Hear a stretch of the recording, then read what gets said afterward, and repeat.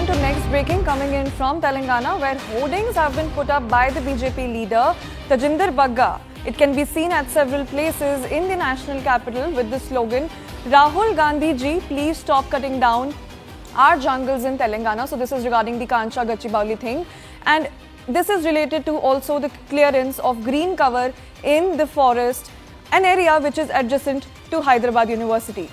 Remember, on April 3rd, the Supreme Court ordered no further felling of trees in 400 acres of forest land in Kancha Gachibowli area in Telangana.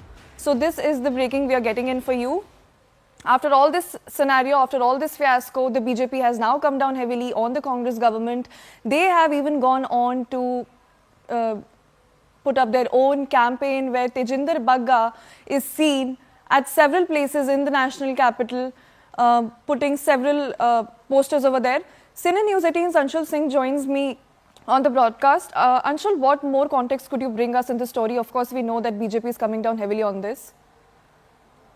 Well, yes, this is a massive controversy that is brewing all across the country. Remember, yesterday itself, the Supreme Court had gone ahead and put a temporary stay on this entire issue and had asked for a detailed report from the Telangana High Court and from the Telangana government as to why is such a massive decision being taken, because the environmental impact is something that should be considered before such a massive operation that has been launched by the Andhra Pradesh government at this point in time. So definitely there is a lot of controversy that is already being over here. Tajinder Pal Singh Bagga, who is a member of the Bharatiya Janata Party out here in the national capital, has put out a few posters over here in Delhi, basically asking Rahul Gandhi, trying to politicize this entire matter. But yes, more than politics, this is a matter of environment, and this is something that is being looked into by the Supreme Court as well now.